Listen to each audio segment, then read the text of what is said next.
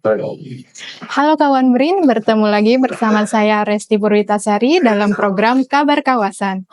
Saat ini saya melaporkan langsung dari ruang rapat lantai 1, Gedung Widya Graha, kawasan Sensarwono Prawiroharjo, BRIN Gatot Subroto, Jakarta.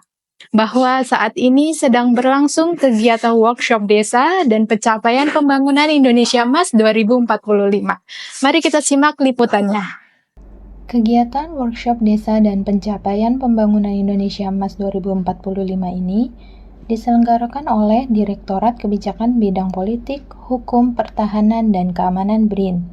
Diselenggarakan untuk mendapatkan masukan dan informasi dari narasumber terkait isu-isu yang strategis, penting, dan mendesak yang dapat dipertimbangkan untuk menjadi bahan kajian kebijakan di tahun 2025 tentang pembangunan Indonesia Emas 2045.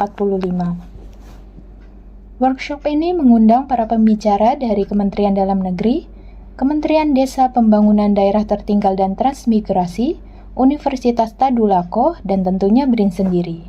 Muhammad Nur Hasim, Direktur Politik Hukum, Pertahanan, dan Keamanan BRIN, menjelaskan latar belakang kegiatan workshop ini. Salah satunya yaitu pembangunan nasional yang titik fokusnya sangat tergantung pada keberhasilan pembangunan di tingkat desa. Nur Hasim juga mengatakan, BRIN menawarkan beberapa strategi dalam membangun desa untuk mencapai pembangunan emas 2045. Di antaranya, dengan membuat skema transisional untuk mencapai perubahan di dalam target RPJPN maupun di dalam target RPJMN 5 tahunan. Pembangunan nasional ini titik fokusnya akan sangat tergantung pada keberhasilan pembangunan di tingkat desa. Dari BRIN sebenarnya menawarkan beberapa strategi ya. Di antaranya kita harus membuat skema transisional untuk mencapai perubahan di dalam target RPJPN maupun di dalam target RPJMN yang 5 tahunan. Itu dari paradigma pembangunan nasional yang bersifat reform menjadi transform atau transformasi.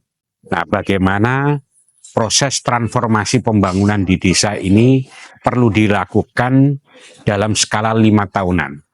Nah, kami memberikan beberapa masukan. Yang pertama adalah adanya proses pembangunan yang terkonsolidasi. Kemudian di tahap kedua saya kira pencapaian pembangunan nasional harus diarahkan pada pembangunan desa dengan memperkuat modal pembangunan. Kemudian yang ketiga itu mendorong stabilitas pembangunan dengan menciptakan berbagai kelompok-kelompok pendukung. Yang terakhir itu pembangunan di desa diarahkan untuk mencapai kemandirian desa. Ira Hayatunisma, Kepala Bagian Pengembangan SDM dan Organisasi Dalam Negeri Kementerian Dalam Negeri mengutarakan, untuk mencapai Indonesia Emas 2045, pembangunan desa harus diarahkan pada pemberdayaan masyarakat, penguatan ekonomi lokal, dan pembangunan berkelanjutan yang inklusif. Maka, perlu adanya penyelarasan perencanaan pembangunan nasional, pembangunan daerah, dan pembangunan desa. Dalam konteks pembangunan perdesaan, juga penyelarasan perencanaan pembangunan nasional yang mengacu pada Undang-Undang Nomor 3 Tahun 2024 sebagai perubahan atas Undang-Undang Nomor 6 Tahun 2014 tentang desa. Ira pun menyebutkan bahwa strategi yang paling utama dalam membangun desa untuk mencapai Indonesia Emas 2045 ialah dengan pemberdayaan sumber daya manusia. Jadi strategi yang paling utama adalah pemberdayaan sumber daya manusianya, ya. Bagaimana kita menguatkan baik dari sisi pemerintahan desanya maupun juga dari masyarakat desanya, ya. Dan untuk meningkatkan itu ya perlunya kita juga harus melakukan pembinaan, memberikan pelatihan gitu ya, dan juga mendukung infrastruktur yang untuk mereka bisa lebih naik lagi ya, lebih meningkat lagi capacity buildingnya gitu ya. La Hussein Zuada, dosen FISIP Universitas Tadulako, menekankan bahwa pengaturan kelembagaan perlu dilakukan karena penyelenggaraan otonomi desa di Indonesia saat ini dihadapkan pada struktur kelembagaan yang tidak terpadu dan tumpang tindih.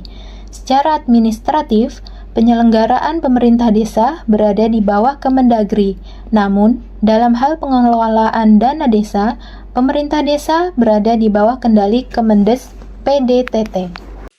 Ada beberapa hal yang perlu ditata kembali dalam hal bagaimana pembangunan desa ke depan ini bisa betul-betul memberikan kemanfaatan ya, terutama dalam hal kelembagaan ya. Saya pikir tadi saya sudah sampaikan bahwa pengelolaan atau pengawasan ataupun kebijakan-kebijakan desa ini kan sangat terkait dengan dua kementerian ya, Kementerian Dalam Negeri dan Kementerian Desa. Ini saya pikir harus disinergikan terlebih dahulu. Makanya saya lebih condong poinnya adalah bagaimana mencantumkan urusan desa ini dalam satu kementerian saja. Kemudian yang kedua, bagaimana strategi ke depan. Saya pikir semangat undang-undang desa ini kan kemandirian desa ya, otonomi desa. Ini yang saya pikir harus ditampakkan dalam pengelolaan atau penyelenggaraan pemerintahan desa. Terima kasih telah menyaksikan Kabar Kawasan edisi kali ini. Nantikan update informasi seputar riset dan juga inovasi lainnya dalam program Kabar Kawasan.